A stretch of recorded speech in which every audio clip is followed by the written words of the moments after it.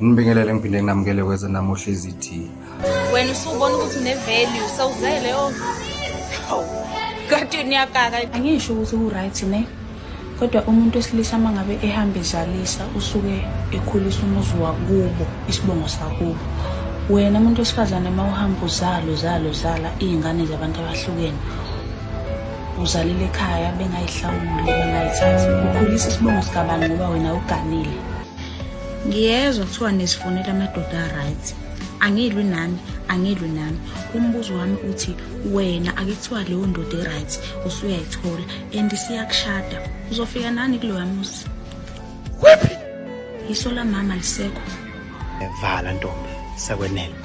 Inkosana ngeke usayithola.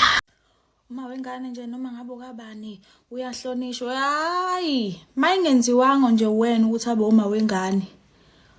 Ayikho into akufane bayivikele ngayo baze bakufake kuyo. Bethi uhlaza abantu besifazane. Hayibo.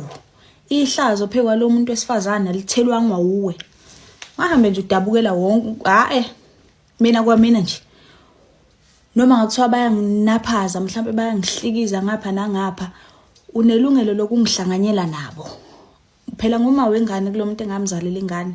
Hayi kuwena awungikwelede nje inhlonipho ngoba nakho kuzothiwa anibahlonipha abantu besifazane. Hey! Yabona njengoba nje wakwazi ukuthi ufike ushiye umuntu owayekwazi ukukunakekela umshiyeli ukuthi enkonzweni yasekamereni wangakunelisi. Nalo kunelisa enkonzweni yasekamereni usangamshiya futhi umshiyeli ukuthi akanayo 6 pack. Ufike nakulono 6 pack umshiyeli ukuthi akanayo intshebe. Soze wakuthola konke endaweni eyodwa. Uyococomo uyozuguge. Sanibona ngithi mina imoto oyithole seke yaba negama lomunye umuntu ayisoze ifane nemoto ezophuma esitolo ngegama lakho.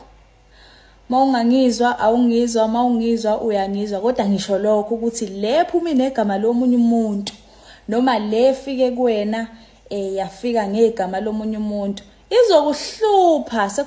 Awuzame ukuqhelelana nezinkinga. Uyifake kulo risk leyo at your own.